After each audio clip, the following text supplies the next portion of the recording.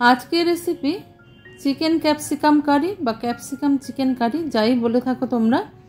আমি যেভাবে সহজভাবে রান্না করলাম সেটাই তোমাদের সঙ্গে আজকে শেয়ার করব। নমস্কার বন্ধুরা, আমি শতাব্দী। তোমরা সবাই কেমন আছো? আশা করি সবাই ভালো আছো, সবাই সুস্থ আছো। Welcome to my cooking channel Shatabdi's kitchen. Shatabdi's কিচেনে তোমাদের সবাইকে স্বাগত। আমি মুরগির মাংস বা চিকেন নিয়ে নিয়েছি এখানে ধুয়ে পরিষ্কার করে। এবার চিকেনটাকে আমাদের কিছুক্ষণ সময় ম্যারিনেট করে রাখতে হবে। খুব বেশি মশলার দরকার নেই, সামান্য একটু পরিমাণে নুন দিয়ে দিলাম, হলুদ দিয়ে দিলাম।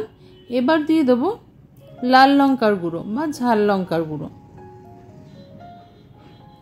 এই তিনটে জিনিস দিয়ে আমি ভালো করে মেখে এটাকে কিছুক্ষণ সময় ম্যারিনেট করতে রেখে দেবো।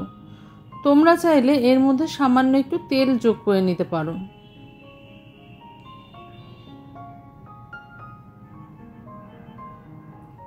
খুব ভালো করে মাংসের গায়ে কিন্তু নুন, হলুদ আর লঙ্কার গুঁড়োটা যাতে মেখে যায় সেইভাবে মেখে নেবে। এবার দেখো, একটা পাত্রে আমি 1 কাপ পরিমাণে দই নিয়ে নিয়েছি।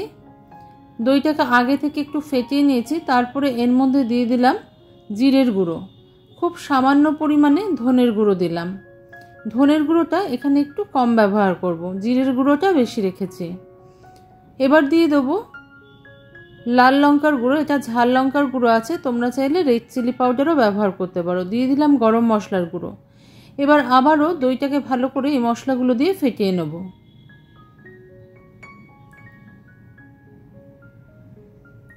কড়াই গরম করতে বসিয়ে দিয়েছি। রান্নাটা যেহেতু সর্ষের তেলে করব, দিয়ে দিলাম আমি এখানে পরিমাণ মতন সর্ষের তেল।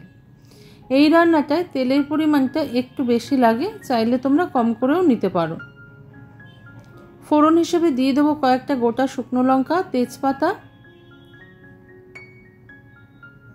ভালো করে তেজপাতা আর শুকনো লঙ্কাটাকে আমি ভেজে নেব যতক্ষণ না পর্যন্ত একটা সুন্দর গন্ধ বেরোয় তেজপাতা আর শুকনো লঙ্কা ভাজার।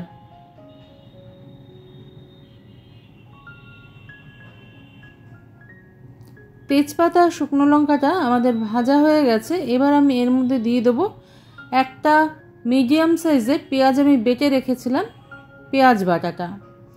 এই পেঁয়াজ বাটাটা আমাদের এখানে ভালো করে কষিয়ে নিতে হবে যতক্ষণ না পর্যন্ত দেখবে এইরকম কমে আসছে পেঁয়াজটা।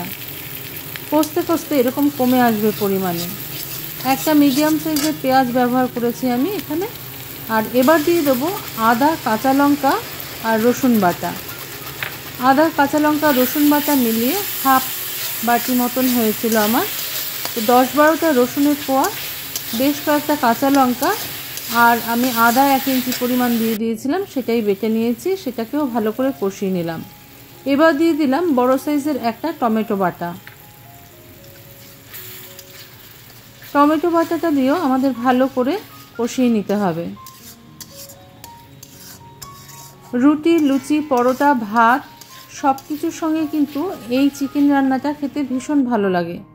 এই চিকেন রেসিপিটা যদি একবার কেউ বাড়িতে ট্রাই করো তাহলে বুঝতে পারবে এটা খেতে কতটা সুন্দর হয়। দেখো, তেলটা ছেড়ে এসছে মশলার গা থেকে। এইবার আমি ম্যারিনেট করে রাখা চিকেনটা এর মধ্যে দিয়ে দেবো।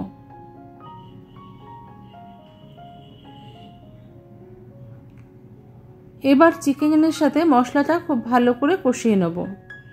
আর এই কষানোর সময় আমি অবশ্যই ঢাকার ব্যবহার করব। বারবার আমি ঢাকা দিয়ে দিয়ে এটাকে কষিয়ে নেব। তো সম্পূর্ণ প্রসেসটা দেখাতে গেলে ভিডিওটা অনেক বেশি লম্বা হয়ে যাবে, সেই জন্য আমি সম্পূর্ণটা তোমাদের দেখালাম না।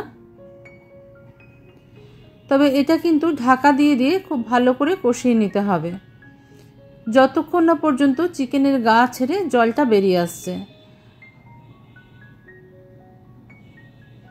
আমি কিন্তু এরকম ঢাকা দিয়ে অনেকবার কষিয়ে নিয়েছি। চিকেনের গা ছেড়ে জলটা বেরিয়ে শুকিয়েও গেছে। তারপরে আমি তোমাদের দেখালাম। এবার ফেটিয়ে রাখা যে দইটা আমি রেখেছিলাম, ফেটিয়ে যে দইটা রেখেছিলাম সেটা দিয়ে দিলাম। সেটা দিয়েও আমি ভালো করে কষিয়ে নেব কিছুক্ষণ সময়। আর মশলার বাটিটা ধুয়ে, দইয়ের বাটিটা ধুয়ে একটু জলও দেবো, তবে একটু পরে দেবো। আগে ভালো করে চিকেনটা মশলার সঙ্গে কষিয়ে নেব।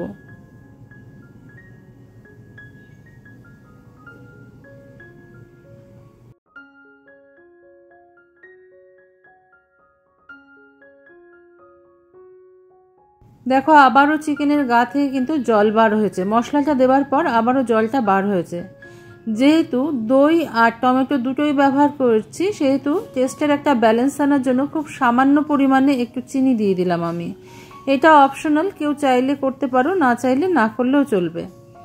তবে কি হয়, এই চিকেন রেসিপিটাতে যদি তোমরা সামান্য একটু চিনি ব্যবহার করো তাহলে কিন্তু খুব সুন্দর খেতে হয়, টেস্টের একটা ব্যালেন্স আসে। তো এবার আমি একটুখানি দইয়ের বাটিটা ধুয়ে জল দিয়ে দিলাম যাতে চিকেনটা ভালো করে সিদ্ধ হয়ে যায়। তবে আমি কিন্তু ঝোল রাখবো না, একটু গ্রেভি গ্রেভি টাইপের থাকবে। চাইলে তোমরা কেউ আলু যোগ করতে চাইলে আলুও যোগ করতে পারো। আবার আমি ঢাকা দিয়ে এটাকে বেশ কিছুক্ষণ সময় ফুটিয়ে নেব।